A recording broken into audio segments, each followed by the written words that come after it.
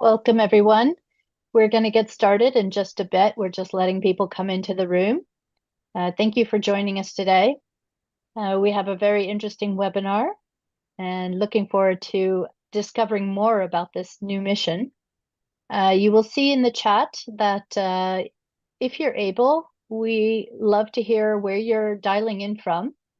We'd like to know where our audience is coming from, and so that we can kind of tailor maybe a little bit the discussion to the geographic areas, our expertise in the room.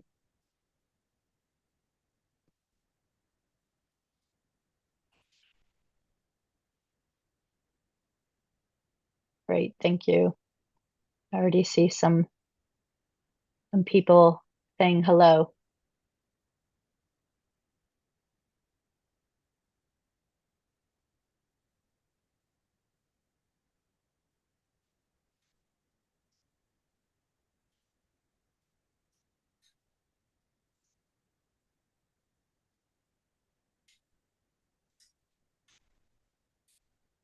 Great, I see we have a really diverse audience as usual. So we've got people dialing in from Ghana, Belgium, India, Ireland, Italy, the Azores,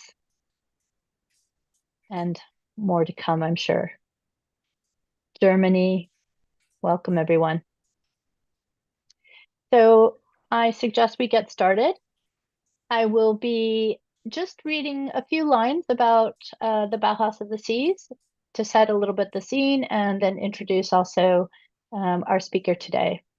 So the Bauhaus of the Seas was presented as a manifesto in 2020 as a response to the new European Bauhaus challenge posed by the European Commission President Ursula von der Leyen in September 2020. The Bauhaus of the Seas sales in 2020 was granted EU funding under the 2022 call for the development of the first new European Bauhaus Lighthouse demonstrators. It is coordinated by the Interactive Technologies Institute of the University of Lisbon's Instituto Superior Técnico. Officially launched in Lisbon at the start of 2023, the Bauhaus of the Seas Sales Consortium encompasses 18 academic, cultural, and territorial partners located in 7 cities and regions across 4 aquatic ecosystems. Bauhaus of the Seas Sales intends to promote the design of complex interactions between human and more than human agents. So now moving on to our speaker, we are very honored to have Nuno Jardim Nunes, who is a full professor at the Técnico University of Lisbon and the president and founder of the Interactive Technologies Institute. He is also the co-director of the Carnegie Mellon International Partnership and adjunct faculty at the Human Computer Interaction Institute at Carnegie Mellon University. Nuno is a strong advocate of the role of human-centric design in participatory culture and sustainability. His research influenced how digital technologies can engage and inspire digital citizens to act sustainably and connect to nature and the broader ecosystems. Recently, Nuno was nominated by the Portuguese government to coordinate the working group to propose a vision for Portugal's participation in the new European Bauhaus. His contribution led to the Bauhaus of the Seas manifesto. He is currently pursuing as a thematic the new, I forgot what the NEB again. I know I said it, the new European Bauhaus. There we go. So I pass this on to Nuno. Over to you. Thank you. Thank you, Valerie, for a nice introduction. I'm going to share my slides. So like Valerie was saying, I'm a professor here at the Instituto Superior Técnico. I'm the president of one of the research units of Técnico, called the Interactive Technologies Institute. And I was not nominated by this government. It was a few governments ago.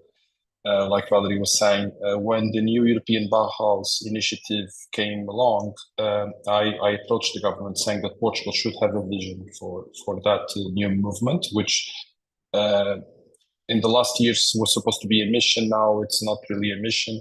We will see what happens in the next framework program. But it's a very important initiative that brings together sustainability, inclusion, and aesthetics, as you will see, and I will try to explain. Many of these things are very dear to me, although I am a computer scientist by training. Our research institute has always been looking at design as one of the most important disciplines to be contributing to the development of technology and to create a new aesthetics and a new movement that could really have an impact in the future that we want to be. So that's me. So I was trained as a computer scientist. I've been working for the last almost 30 years in research in areas of computer science that are related to how people interact with technology. And because digital technologies are what I call the technology of scale of the century, so it's a technology that everybody uses, at least in the developed world, I feel that there is a lot of responsibility in how we design and envision the future of digital technologies as a way to create a better future for all, and sustainability, and especially the oceans, is a very important topic that we need to address. How can we use digital technologies to protect the ocean and to protect our coastal areas is what motivated me to come to propose the vision of the Bauhaus of the Seas. I was actually not born but raised in the Madeira Islands. For those that know my accent, it's still Madeiran. And I spend a lot of time in Madeira, and so the ocean is something that is quite natural to me, and I can't even understand how you can live without the ocean. So that's also another reason why, personally, I got involved in the initiative. So I'm going to talk about a little bit how it started and what brought us here to this manifesto of the Bauhaus of the Seas, which actually I forgot to put the slide. Was recently published in a very important journal called Design Issues as the original manifesto, and we have a follow-up publications there. If you're interested in more the research side of things, I can point you out to some of these references. And then I'm going to show you where we are right now. We are just closing the first reporting period of the project, which goes from 3 years. It started in last year, and it's 1 year and a half, and we still have a year and a half ahead of us. So how does it start? It started, like Valerie was saying, with President von der Leyen thinking that Europe needed a narrative that could help politically to support the European Green Deal. A lot of the research that I've done in the past about this topic is showing that a negative narrative, a narrative without a future, is not a narrative that will work and will bring about the change that we need to have, especially with respect to how people react and accept the changes that we need to do in our way of living to promote a more sustainable future. And so that's where the new European Bauhaus enters. In a way, the Bauhaus, the first school of the Bauhaus that most of you probably heard about, was an initiative that happened between the First and the Second World War. And the motivation was similar to the motivation that I guess brought President von der Leyen with this idea of a new European Bauhaus, was the fact that Europe was coming out of the First World War. It needed to rebuild itself. And so they needed a new school that was trying to create new buildings, new appliances, new tools for the people that were coming out of the First World War. And unfortunately, the Second World War happened, as you know, and a lot of the original Bauhaus transitioned to the US, and then it became quite influential in terms of design and architecture in the 20th century. So the idea of a new European Bauhaus is that, after the pandemic, which is when it was announced, and with all of the challenges that we have in creating and making Europe the first continent that is climate neutral, and that this huge crisis that we are facing, not only the climate crisis but also the biodiversity crisis, that we need to do something similar to the Bauhaus in a way that it should be a movement. It should be a new way of teaching people to think about some of these problems in a more holistic and interdisciplinary way. But of course, it needed to be completely different because we are no longer in 1915, and we are no longer coming out of the First World War. We're coming out of a pandemic, and that was the idea that came up with the European Bauhaus. The idea was controversial, and it's still controversial. And actually, we have a follow-up paper coming out in design issues, talking about this critical view of the Bauhaus, starting from the fact that it could be seen as a Eurocentric perspective, and we don't want it to be an Eurocentric. So certainly not in the Bauhaus of the Seas. I know that today we have a lot of people, and that the Air Center that is hosting this webinar, actually in its inception, is built as a way to connect the different countries, the different cultures that the ocean brings together. Because the ocean or the water bodies, as we know, are the only shared space that we have. So there are no, I mean, there are borders. We know that there are maritime zones, but it is a very shared space. You can't stop the fish from going from one country to the other. You can't stop a hurricane from going from one country to the other. And unfortunately, it's very hard to stop people from using even the ocean as a way to migrate. And so again, we thought that looking at the ocean as a way to bring the perspective of the European Bauhaus and push it even further was a good idea. And it was certainly an idea that would place Portugal strategically as one of the countries that necessarily needed to coordinate one of these areas. So the new European Bauhaus is basically connecting these three principles of sustainability, inclusion, and aesthetics. And it's trying to do that, trying to invent some of the principles that in my area of human-computer interaction and computer science, dealing with the way we develop and design digital systems, is something that we've learned. We need to do good technologies done in a participatory way. So you don't just impose technology to people. You need to learn how technology could be used by people, what are their needs, and in which way technology could be used to help people solve the problems that they have. It's also a multi-level engagement process. So you can't just think about many of the issues related to sustainability or inclusion or aesthetics as a single level problem that could be solved by one single discipline, and hence also the transdisciplinary approach. So this idea that you have to bring these three dimensions together to create a solution for a better future for all. And what the Interactive Technologies Institute brings is the digital dimension that I'm adding here to the three principles of the new European Bauhaus. The idea that we could use digital technologies as the core element that could bring together these three dimensions of inclusion, sustainability, and aesthetics. A lot of our aesthetics is now dominated by the tools that we use, our mobile phones, our social networks. A lot of the digital technologies have a huge impact in the sustainability. A lot of the digital technologies themselves generate a lot of the carbon emissions, for instance. And a lot of these technologies, if used correctly, can also be a very important source of inclusion, whether it's in society or whether it is with more than human elements, as I will try to explain in the Bauhaus approach. So we are also based in Lisbon. The institute actually is not on the main campus of IST, but probably some of you who are from Lisbon know is the situation in town. We are in a coastal area next to the port, in an old factory complex that used to be used by the militaries in the last century, and it was kind of a factory for many products that the military needed. So we are placed there. The city council of Lisbon created here what they call the creative hub of the now the Beato Innovation District, and we thought that we could move here and try to have an impact in this new creative and vibrant community that was happening in Lisbon. Also because we are very interdisciplinary, we also feel that it's less threatening for many of the students that are working with us. We have a lot of PhD students, researchers that are coming from design, from architecture, from fine arts, from psychology, from sociology, anthropology. And this place is a little bit less scary for people who are not from an engineering perspective. But still, we are very focused on engineering, and we want to use engineering for good.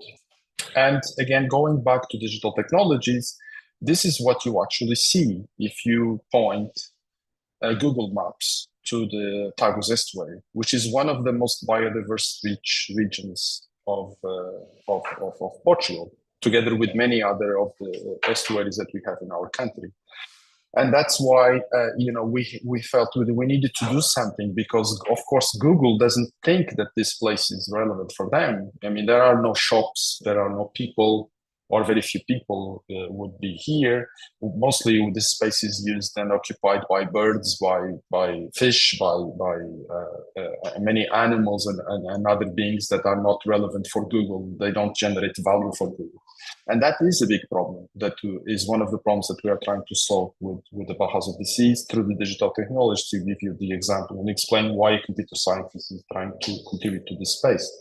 Because this, again, is a very relevant place. And we want to make sure that the digital tools that we have and the digital networks that we use are actually providing important information to the people that are making decisions, including citizens and people that are using their cell phones.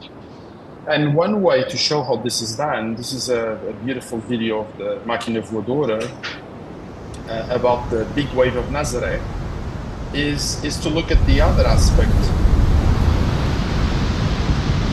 I hope you hear the sound, which is, I find amazing, and looking at the aesthetic element, which is represented here by what a wave like the Nazaré wave did to the coastal community of Nazaré. This used to be a scary place where nobody wanted to go, and now is becoming one of the most important places in Portugal, most visited places in Portugal. And this is where the aesthetic and inclusion dimension of the Bauhaus of the Seas comes together. Can we look at coastal areas, not necessarily from the city point of view, but can we look at those coastal areas from the ocean point of view?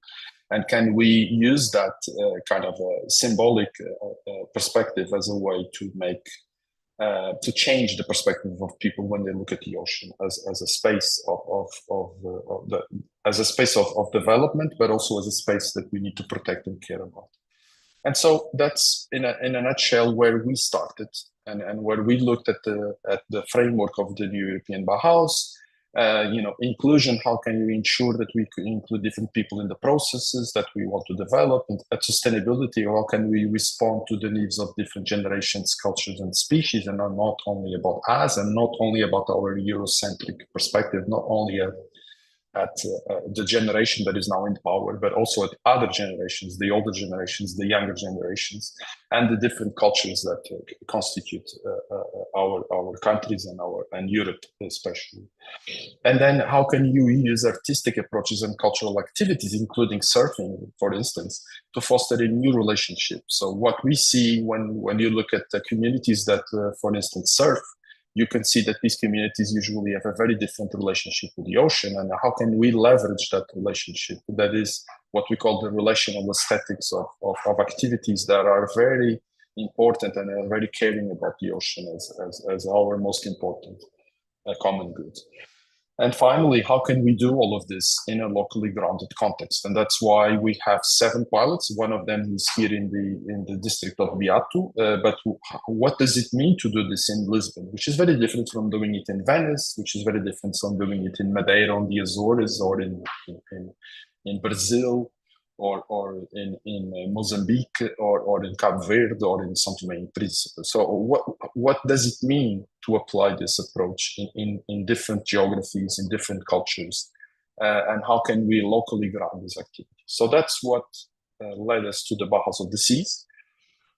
This brilliant image that is now known was part of one of the persons that joined the group later on, which we consider a co-author of the manifesto, because he is the author of the visual image, which is José Albergaria, probably one of the best graphic designers of Portugal, although he lives in Paris, and he is originally from the Azores. And this came with the concept of Miguel Figueira, another of the co-authors of the manifesto, who with José Albergaria decided that a good idea would be, can we put the Bauhaus iconic building on a ship and set sail? And that was the concept of the Bauhaus of the Seas proposal that we submitted, and was one of the 6 proposals that were funded as the first 6 lighthouses of the European Bauhaus. It's the only one that is actually coordinated by a Southern European country. Most of the others are coordinated by Northern European countries. So the vision of the Bauhaus of the Seas project called Bauhaus of the Sea Sails, is to demonstrate an archived solutions for climate neutrality with a particular focus on the coastal cities as an interface for healthy oceans and water bodies. And the idea to create, through this connection with our water bodies, to create and promote tangible pilot projects based and inspired in cultural and artistic practices. And use those 7 demonstrators, lighthouse demonstrators, and we pick that the lighthouse demonstrators as different ecosystems that could represent and could be replicated globally. So we are not thinking just about Europe; we are thinking about what are the challenges of an estuary city like Lisbon or Oeiras? What are the differences when you look at Italy, the Lagoon of Venice, or the Gulf of Geneva?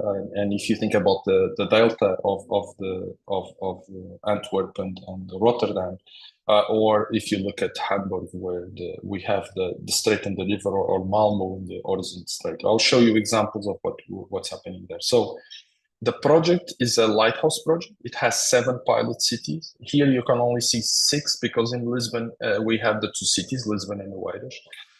And again, it has a strong representation from the southern cities, but also we are trying also to learn with some of the northern examples, because we can always share knowledge and approaches between north and south of Europe.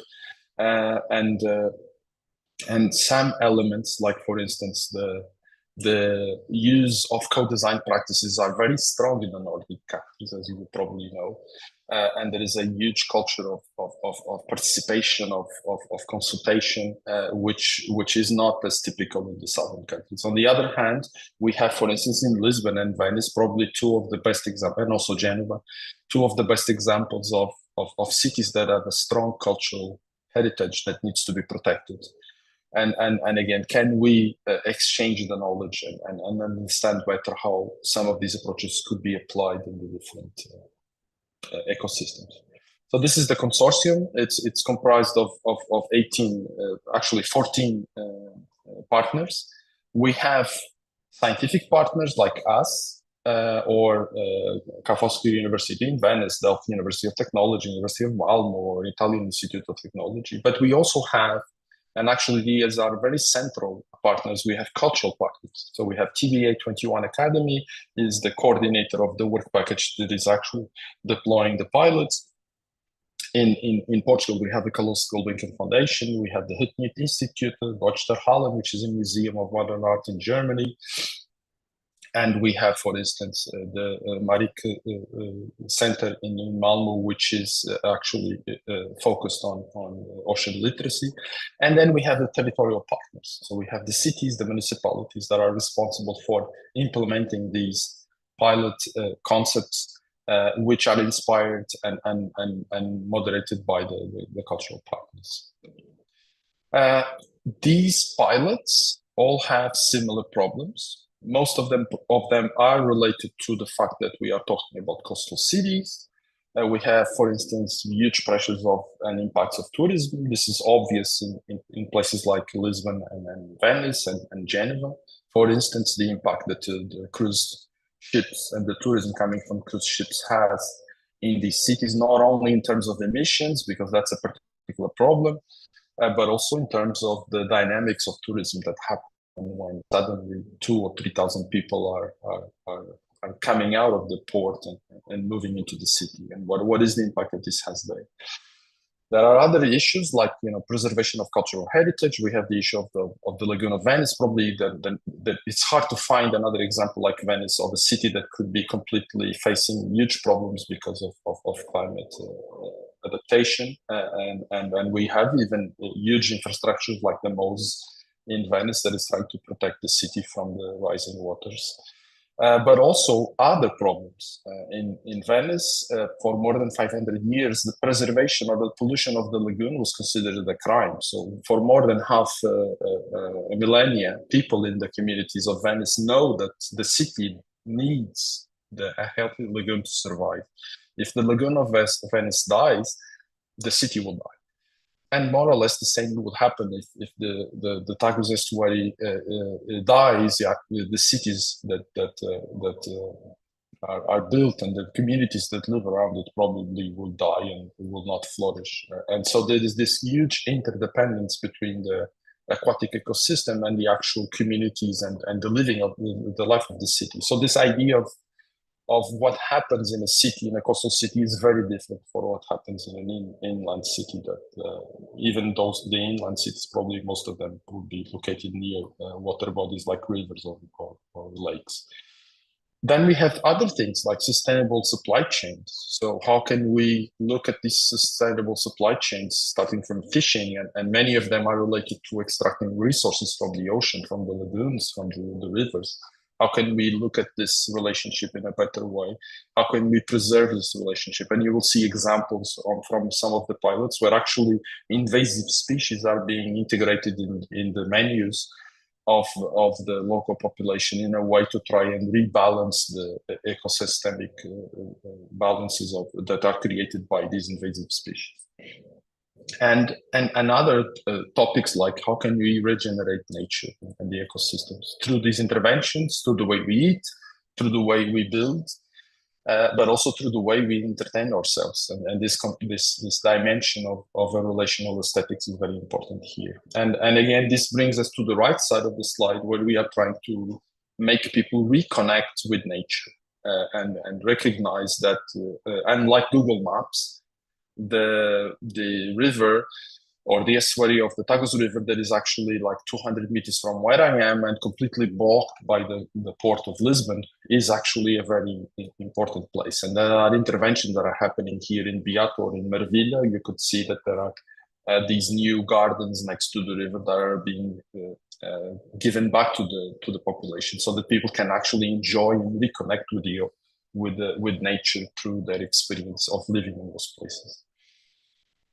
And so we are looking at some, of course, we are not going to solve all of these problems. This would be a Lighthouse project, certainly not a 5 million euro horizon project. The ambition is to start a movement, is not necessarily to actually have a huge impact, because the size of the interventions that we can ambition in a project like this are naturally quite limited.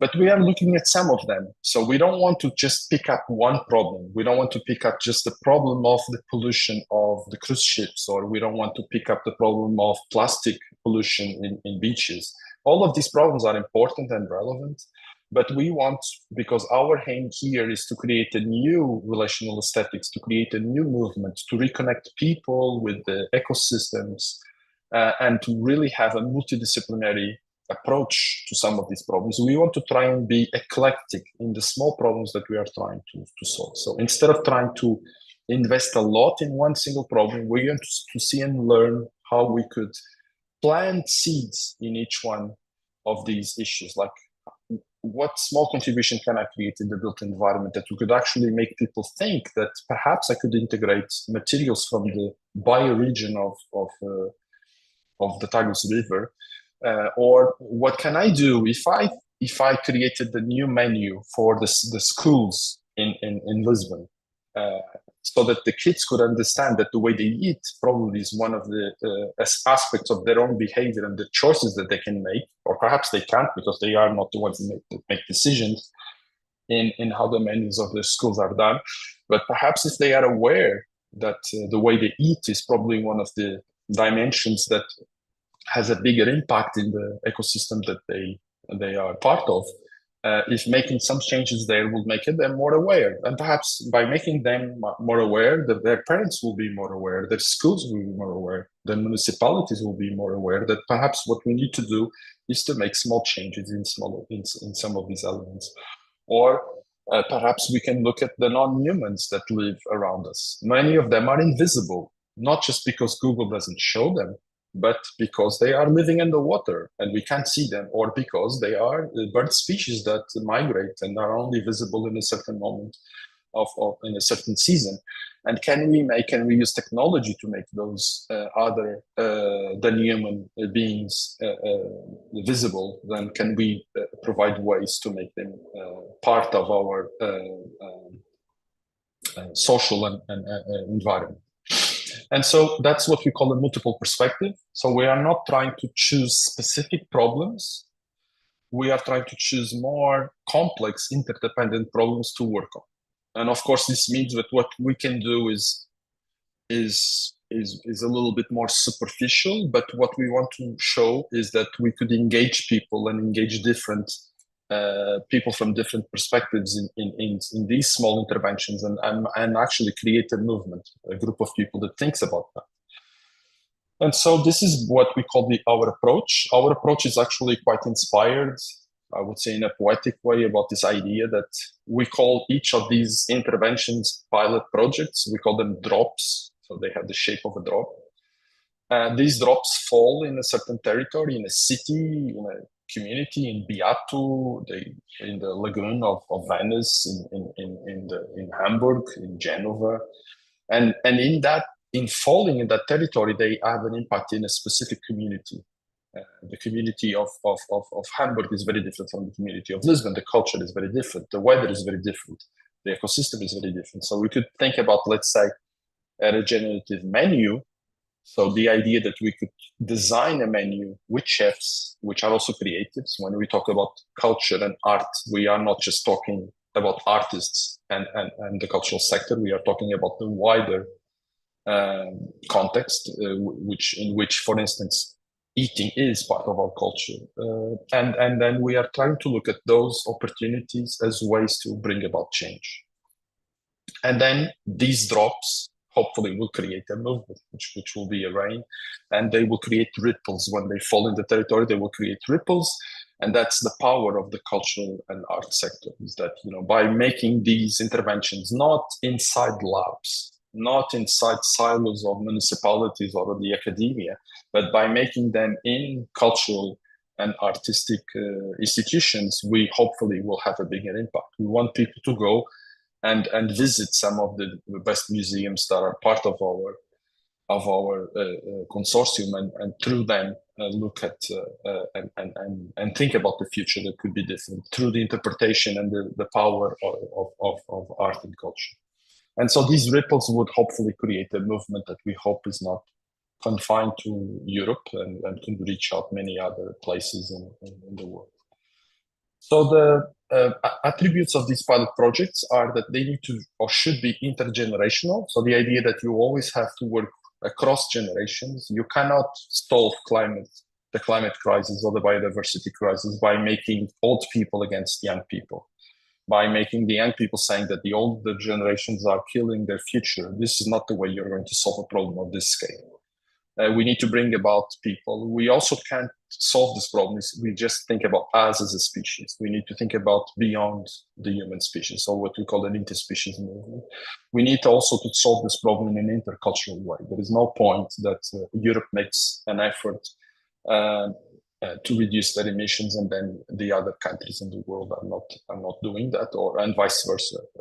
We do know that the global south has much less contribution to this problem than the global north. And finally, we want this to be interdisciplinary. So the team involves people like me, engineers, but not only in computer science. We have people from public policy. We have people that are working on mechanical engineering. We have people that are working on environmental engineering, chemical engineering. But also we have people from architecture, people from design, people from art. And so we know that this problem cannot be solved with a single tool, with a single hammer. And again, like I said, we are trying to do it across several ecosystems. So let me give you a few examples of what inspired us and then how it's going, okay? So when we looked at what could be the cultural artistic interventions that we believe could be an inspiration for the Bauhaus of the Sea. So this one is quite known, is climate forward by cooking sessions, is this idea that you could have an installation that you need to eat, the way you eat needs to be adapted to the cycles, and it could be a very important regenerative movement. So it could help, the way we eat could help regenerate ecosystems. And this is a beautiful installation, which is of seashell that are there. And depending on the tides, they can be underwater. If they are underwater, they are filtering the water of the river or the lagoon. And when they are outside of the water, when the tide goes down, they become a community place, a place where people eat and they talk. And so that was one of the first inspirations that we had in Bauhaus of the Seas, and which we developed already in the kickoff, this idea that we could, through a metabolic procession by Avi and Jamie Allen, the idea that, you know, eating is probably one of the most important components, especially in our culture, to bring people together, but it's also one of the activities, one of the human activities that actually has a bigger impact in the environment. So if we change that, or at least if we make people aware that eating, and I'm not talking about making everybody becoming vegetarian, because we know from our environmental and climate impact specialists that it's not necessarily a solution to the problem, but making people aware that the way they eat has a huge impact on what they are doing. And so we are looking at, can we work with chefs, with invasive species? Many of these ecosystems that we have been working on have invasive species. In Hamburg, I was just coming out of the kickoff in Hamburg some weeks ago. One of the local chefs was looking at using, and actually fishermen also was looking at ways of introducing invasive species in the local diet to try to control the progression of those species. And they were doing sausages out of invasive fish that is destroying the ecosystem of the river there in Hamburg. But again, to do this, we need to work with chefs. We need to work with schools. We need to try and persuade the communities and the institutions that have a power to make changes. Another example that was a very important source of inspiration is to looking at biomaterials. So we went to Atelier Loma in Arles, where they are actually doing the mapping of the bioregion of the Arles, and trying to understand if, instead of doing 3D printing with plastic, can we actually use actually plastic that we collect from the ocean and use it as a recycling filament for 3D printing? But better than that, because it's always plastic, can we actually try to use biomaterials to do 3D printing? Can we build furniture? Can we build houses using those materials? When I say houses, probably is a bit too much, although we do have colleagues from Técnico that are working on integrating, for instance, the waste of seashells as a material for sustainable construction. But can we use, for instance, materials from the Tagus River bioregion that are recyclable and natural? Can we use them for instance, as materials that we could use for a wall or for public furniture? So the idea is that we will have a space where these things could happen in a public space in Lisbon, and we will see how we could integrate some of these materials in design and printing processes. So here's an example of another group of designers, artists, engineers that were trying to 3D print big materials like surfboards using renewable plastic. And another example, which was a big inspiration, actually coming from a colleague from the University of Porto, André Tavares, that probably many of you know, who won an ERC, a beautiful ERC called Fishing Architecture, is, can we look at tidal architecture? Can we look at architecture done in the coastal areas and understand that actually this architecture was very much influenced by the fishing practices or the fish? So Andrea has this beautiful image where he shows that the size of the factories were actually proportional to the size of the fishing apparatus that were used.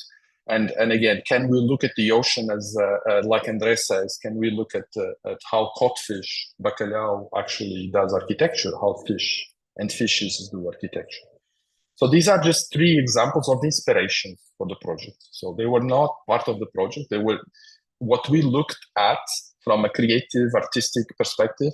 And we said, can we actually look at these examples that we admire, the work of André, the work of cooking sections? Can we adapt that and actually, instead of just doing an installation or doing a pure research project, can we actually try to persuade the territorial partners, the municipalities, the cultural institutions to try out this at scale? at a scale that could actually have an impact. And that's what we are trying to do now. And I'm going to show you briefly where we are at the project. So what we had is during the first year, we had a co-design process. We created the C Forum. So we created a group of people that were co-designing some of these examples that we just saw. Look at the regenerative menu, look at tidal architectures, and try to apply them to the specific context of the cities that we discussed, of the 7 cities. Today, life is coming back to this community. The university, together with Ca' Foscari, the mayor, and the port authorities, have joined a project called Bauhaus of the Sea's Sails. It is one of the first 6 demonstrator projects of the new European Bauhaus, and indeed, San Basilio and Santa Marta are basically rejuvenated. You, the ones who are working here together on the project, are creating new student residencies. You're creating new economic activities and focus on sustainable fishery. You're creating new public spaces to reconnect the 2 neighborhoods with the waterfront. So with the Bauhaus of the Seas, you can basically restore the natural bond between this beautiful city and the sea. So this was the intervention that von der Leyen, who started this idea of the new European Bauhaus, had actually in Venice when she was visiting. And again, the idea is to see how this could be done in those places. Many of these places are amazing. Mar da Palha here in Lisbon, but also, and the Tagus Estuary in Oeiras, but also in the Oresund Strait, which connects to 2 important Nordic countries, as you probably know. Denmark and Sweden, and the Elbe River in Hamburg, which was a very important industrial area and is also a very vibrant city in Germany with a very important cultural scene. And the Ligurian Sea in Geneva, and finally, obviously, the Venice Lagoon. So we brought those ideas, we created these sea forums, these communities of people that are a combination of local representatives, but also experts in the specific ecosystems. And we brought them together and said, look at these examples of very inspiring artistic interventions. Think about how could they be applied to your local context. With, of course, the support of the project and the support of the different partners of the project, the territorial partners, the cultural partners, and the scientific partners. And actually making all of these partners work together was a big challenge. It is a big challenge of the project. Sorry, I forgot to show the delta, the Rhine shelter delta. And again, applying this approach to these places using the drop that I already explained, and I'm going to give you examples of what's happening right now. Actually, we had a kickoff of many of these pilots just a couple of weeks ago, and we are going to show you how these different drops were happening there. The first one is the multi-species assembly, is one that and actually we have a podcast series that talks about all of these drops. The first one was the multi-species assemblies, this idea that we have all of these pilots becoming a ZOOP, which is a new type of organizational model that includes the interests of more than humans in the deliberation process. And actually, again, being a computer scientist, I'm looking at the power of AI to actually make the species talk about the interventions we are trying to do. And we actually have a research project looking at that. For instance, if you asked the species of the Tagus River where the new airport of Lisbon should be built, which actually the government already decided, but we helped design the co-design process for that big project. And what about if we had asked also not only the people to contribute, but also the non-humans to contribute? It's a very interesting project. The regenerative menu, like I explained, here is the example. On the left side is the example that was just deployed in Hamburg, but also you can see examples from Marvilla here in Lisbon. Hamburg in the Deutschtochau exhibition is already showing up. Actually, part of the exhibition is a kitchen, and they are calling farmers, fishermen, and chefs to rethink the way we design our menus in a more sustainable fashion. The Blue Maker Space, which will happen also here in Lisbon, the idea that we can use some of these biomaterials from the region and using very simple tools. You don't need to have a fancy lab to use some of these things, but working with younger generations, working with designers to try and build new and more renewable and recyclable materials that could be more respectful of our ecosystem. Ocean literacy, which of course is a very important topic. We don't want, one of the big ambitions of the Bauhaus of the Seas is to prevent that we do the same mistakes in the ocean that we did on land.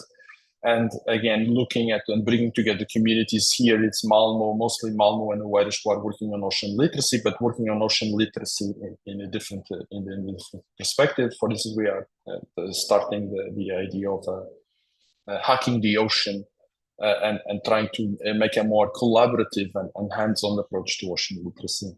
Using storytelling as, again, an approach here, you can see Luis and Valentina, two of our team members, where they are using storytelling as a way to make those stories through mobile devices and social networks, making those stories more available to the community so that they can spread the word and they can tell the success stories that they have to the wider. Blue Seniors, which is the project that is happening in Venice. So Venice is a very ambitious project, which is part of the Bauhaus. Of course, it's funded by other funds, not by the funds of the Bauhaus only. The funds of the Bauhaus are basically supporting the concept, and they are trying to renew and connecting generations, connecting old people, because it's a big problem in many of the cities. It's the same in Lisbon, the older generations, which have those specific areas. And then future tidal architectures for coastal areas, port cities, and wetlands, which is mostly based in Rotterdam and also in Venice.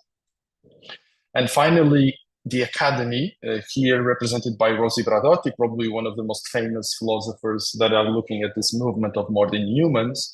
But again, can we, and we are starting a PhD program, we admitted more than 12 students this year working on different aspects related to the Bauhaus of the Sea. So we want the ship to be a school. We want actually this project to start a new generation of researchers that are trained in this interdisciplinary way, trying to think about these three dimensions of aesthetics, inclusion, and sustainability from the onset. So of course, they all come from a background, but they need to learn to act as researchers in a more interdisciplinary way.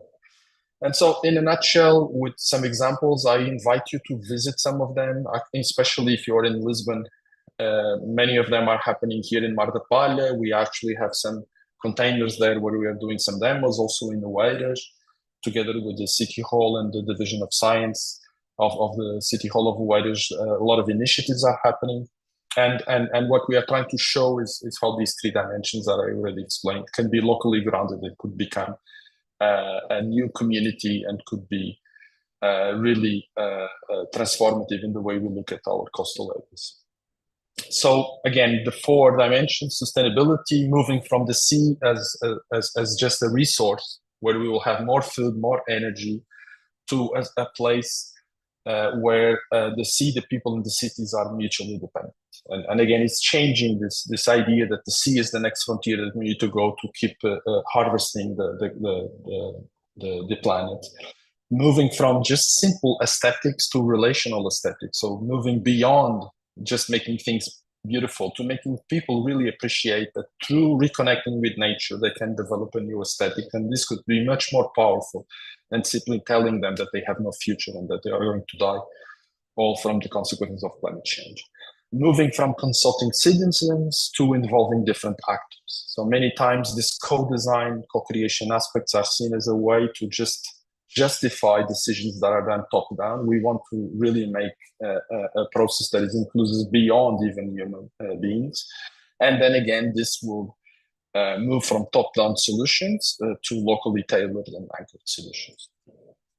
I have a few examples just to wrap up. I've noticed that I've already exceeded my time, but I wanted to show some actual concrete examples of research where we are working. This was one example where we tried to apply these principles of the Bauhaus of the Seas. It's actually the website that was used to support the participation process of the new airport of Lisbon.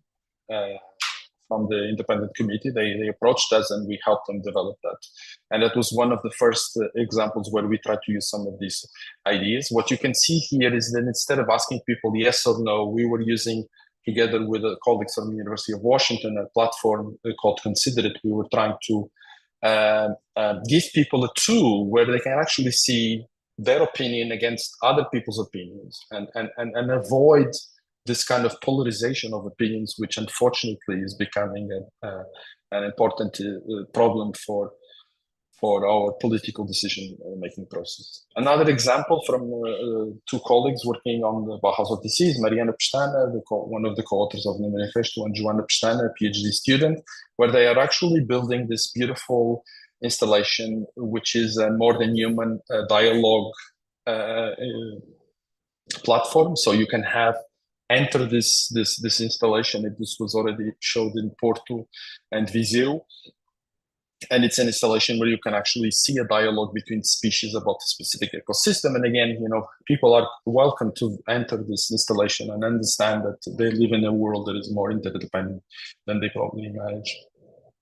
And a platform developed part of another European project where we are showing the stories of communities. In this case, were communities in three cities, including Lisbon, where we are showing stories of migrant communities and creating platforms that, through storytelling, will bring the stories of, here is the stories of the women of Lisbon, and how, for instance, many of the symbols that were considered very colonial symbols of Lisbon, being a former, of course, colonizing power, Portugal and Lisbon, but how many of the elements that were considered like that by the second and third generation migrants were actually not seen like that, were seen as actually representations of freedom.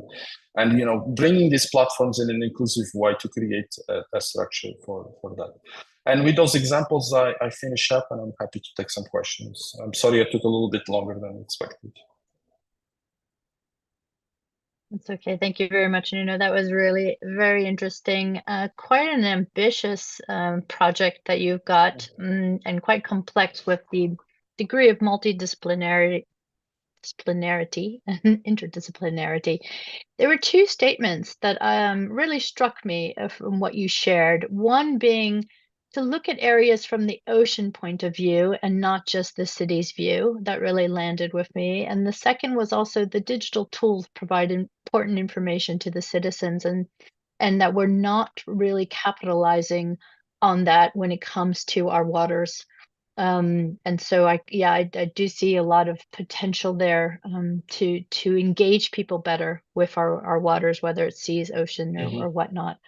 So yeah, thank you very much for that. And I am just looking for the moment if there are questions. I have a couple already noted, so maybe I can kick us off if that's all right. I'm quite interested. So because you speak a lot about engagement, so how can individuals and organizations and communities participate in the Bauhaus project, some of which you've mentioned and others to come, I guess? So the Lighthouse, these were just the first generation of projects that were actually addressing the new European Bauhaus. What's happening is that the EU, first there was a big discussion about creating a new mission, which could be the new European Bauhaus, and then I think that idea actually didn't fly because they were still evaluating the impact of the other missions, and one of them is of course the ocean mission. But what's happening right now is that there are second and third generation of calls which are actually looking at different aspects, and these, while the first call of the Lighthouses is a little bit more kind of holistic, and especially ours is, as you said, is very ambitious, very complex, and many times perhaps I don't know how to make it more accessible, but I hopefully as the project proceeds it will be easier for people to understand with these specific examples. But what's happening now is that now we are having calls that are looking at specific topics. For instance, how co-design works, how new materials could be used in the context of the new European Bauhaus, how digital twins could evolve to reflect this vision. And again, you picked up on your comment on some of that, which is the fact that many times digital twins are tools that we build. They are And these tools tend to be disciplinary. So I am studying mobility. Of course, my digital twin is going to talk about mobility. I am studying energy efficiency. So my digital twin is going to talk about energy efficiency. I'm studying, or I'm interested in public policy. So my digital twin talks about public policy.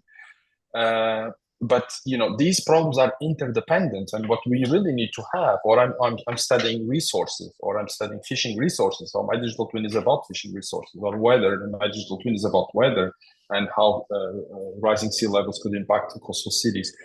And the issue is that none of this knowledge is connected.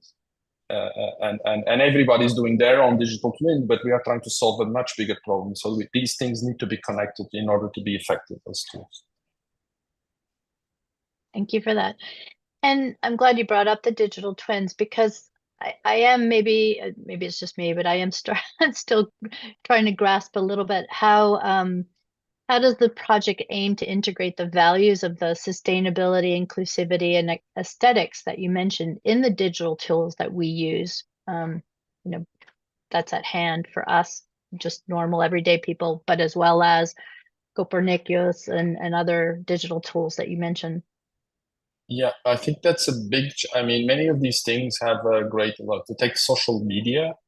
Social media was started as a great tool, connecting people that have never met before. And now it's becoming one of the biggest problems that we have, because it's being manipulated and creating a lot of issues that our society is trying to struggle with. And also it's creating a new aesthetics. Everybody uses these tools. Everybody now communicates with short messages, texting. We are flooded with all of these channels, which makes the real important topics hard to understand. So I'm completely flooded by information every second, every minute, in every place that I am. And most of this information is being translated by algorithms, and that many times reinforce my own understanding of reality. So if I am, not to talk on political topics, but if I am a Benfica supporter, I will get all of the posts that say good things about Benfica. And these things tend to polarize opinion and have a polarizing effect in the way people see the world. And this is not the way we're going to solve the problem of climate change. On the other hand, there is a big aesthetic, and there are many consequences. This is a very interesting topic that we've been working on. For instance, if you connect the aesthetic element with tourism and the flows of people, in the island where I am from, Madeira, there are places that are becoming completely flooded with people just to take a selfie. And so you can't go to the beach because everybody is jammed the access to that beach to take the selfie. That was, it's actually not really the real place is actually not like that selfie, but it becomes a place that people want to go, just they need to take a selfie. And sometimes if they go there, they take the selfie. They don't even look at the beautiful landscape of the ocean, and they don't even take a swim. And so these aesthetic components that I'm talking about is bigger than what we might think about. So I think we need to look at those examples and think about them and the consequences that they bring about. Thank you. Just before I continue on with another question, I just want to read out a message that Siggy Gruber has written. Right. Thank you, Nuno, for the very informative presentation. Would you please share your slides, as I would also like to share them with the European Commission colleagues working on both the European mission and the All-Atlantic Ocean Research and Innovation Alliance, known as AORIA. Thank you in advance, as there are quite a lot of possible interfaces to bring you and your project also into the mainstream of those two ongoing initiatives. Yeah, I'm more than happy to share. Yeah, more than happy to share that. Okay, thank you. We just had somebody else also, Julie Webb, say, hi, Nuno, obrigada from Bangor University. The boss is really inspiring. Would love to bring some of these ideas and apply them here in Wales. So I'm sure you're going to get flooded with requests here. If you still have a few more minutes, we have still a few questions I'd be really keen to get some response to. So Paula Kellett has just written if there's time. There's time for her question. Yes, Paula. I see that the main cities the project works with are all coastal, but are they planning to also bring the Bauhaus of the Sea to inland cities and citizens as well as we are all connected to the ocean? Thanks for that question. Yes, certainly. Actually, they are not all coastal. I feel like Hamburg is actually not. It's far away from the coast, but it's in a river. And if you think about 40% of the population in Europe actually lives in coastal areas. But if you think about many other cities, important cities, but also important communities, they all have some kind of water element around them, a river, a lake.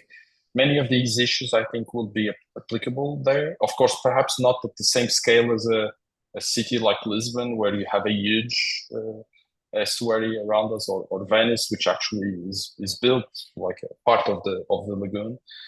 But yes, for sure, many of these ideas, and I will be happy to share them, and the ideas that what we learned here could be applied in other places. Great, thank you. And so just to wrap up, so what are some of the biggest challenges the Bauhaus mission faces in achieving its mission? How would you think maybe address or overcome these challenges? And lastly, what are the long-term goals and vision for the future of the Bauhaus of the Seas sales? You mentioned next reiterations of it, but yes, please. Yeah. So I would say the biggest challenge is to actually make these. I think I've been working with European projects for a long time. It's the first time, and I've worked with projects with with cultural partners, like Creative Europe projects. I worked with projects with industry, like in energy. I worked a lot in energy. I worked a lot with other institutions in co-design processes and design approaches with technology, without technology. It was the first time I had a project of this ambition that had cultural institutions part of it. And it's been quite interesting and challenging. These institutions are an important part, like I think in the ocean, what we call ocean literacy, or the education sector has also a big contribution in actually bringing about the change. But it's not easy to have the scientists really working together with cultural institutions and with artistic practices. One thing is to say, I'm having an artistic residency in my lab. So I have an artist that is doing something, looking at my research, or I even have a scientist that works and goes work with a studio, with a design studio. But what we're talking about is something different. It's actually having cultural and artistic institutions having a word and a say, and artists having a say in policy, in what's happening. And that is, I think, transformative and is a big challenge. But I think it's also probably what could actually trigger a change. The second one is that, like I said, the project is a Lighthouse project. Many of the ideas, in order to have an impact, will have to be further developed. And the sustainability of some of these ideas is of course, a challenge. We are trying to secure funding for a couple of these things. So we are actually trying to secure funding to create in Lisbon a school or a lab, a big lab that will actually host many of these things that came out of the Bauhaus of the Seas. But it's going to be impossible, given the complexity of the project. It's going to be impossible to do this in all the dimensions that we've opened. And I hope that other people get inspired and other people could take over what we started and do it, because if you think about, let me give you one example, creating a new renewable materials process based on sea algae, for instance. This is an industry. This is not something that can be done just out of a project like this. We hope that this project could inspire others to actually look from an aesthetic perspective, but also from an engineering perspective in the opportunities that could arise there. Same with digital cities and the digital twins. This actually created an interesting movement here in our school, that many people that actually shared this common interest, research interest with digital twins, are trying to come together. Which again is just the beginning. It's going to take a long time to make sure that the people that do water modeling can actually work with the people that do mobility modeling and the people that do energy modeling. And actually, we have a proper digital twin that brings together the city of Lisbon, for instance, and the ocean or the estuary area of the city.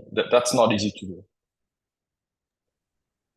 Okay, thank you. Well, all the very best with all of that, and I look forward to seeing how it all progresses. And I feel like we should definitely stay in touch. Our missions, we're the Mission Ocean here for the Lighthouse for this Atlantic and Arctic area, and love to stay in touch and see how things evolve and see how we can also support and interact more also.